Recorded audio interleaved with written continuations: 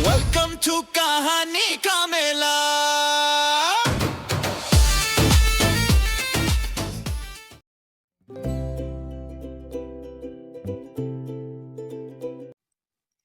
अनया एक बहुत फेमस रील स्टार है।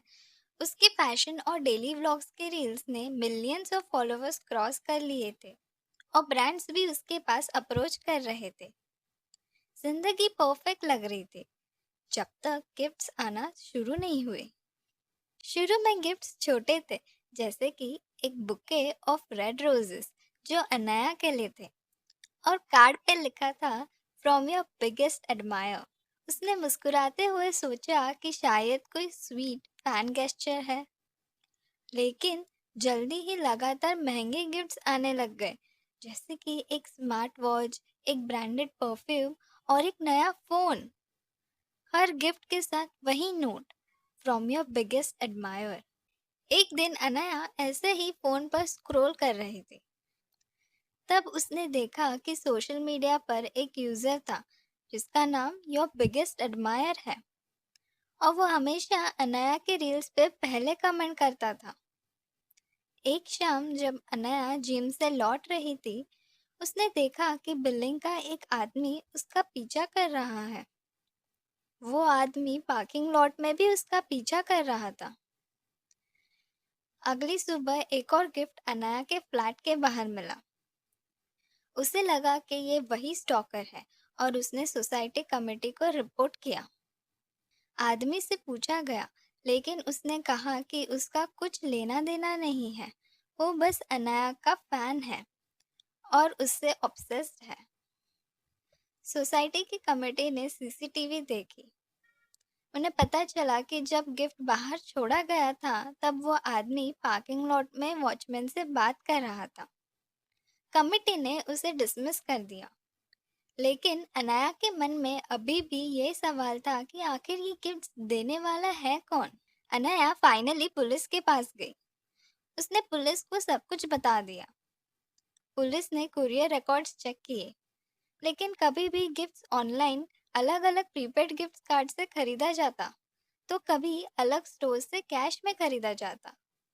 सेंडर हमेशा अलग अलग कैफे का वाईफाई यूज करता, इसलिए उसको ट्रेस करना बहुत मुश्किल था। फिर एक दिन अनया को फिर से एक नया गिफ्ट आया। उसमें बहुत महंगा ब्रेसलेट था। फिर उसने उसके साथ मिला हुआ नोट पढ़ा। उसमें उसने एक अजीब चीज नोटिस की। उसमें उसका निकनेम लिखा था, जो सिर्फ कुछ लोग ही जानते थे, मोस्टली फैमिली और रोहित। रोहित उसका मैनेजर है। उसने तुरंत ये बात पुलिस को बताई। पुलिस ने और जांच की, पिछले एक वीक के कैफे विजिट ट्रेस किए जहां से वाईफाई यूज हुआ था। फिर सीसीटीवी फुटेज में क्लू मिला। आदमी जो गिफ्ट खरीद रहा था वो मास्क पहना था, लेकिन कोने में एक कार नंबर प्लेट थी जो रोहित की थी। जब पुलिस ने रोहित को एक्सपोज किया, अनया शॉक में थी। उसका अपना मैनेजर जो उसके ब्रांड डील्स और स्केड्यूल्स हैंडल करता था, वही बिगेस्ट एडमायर था।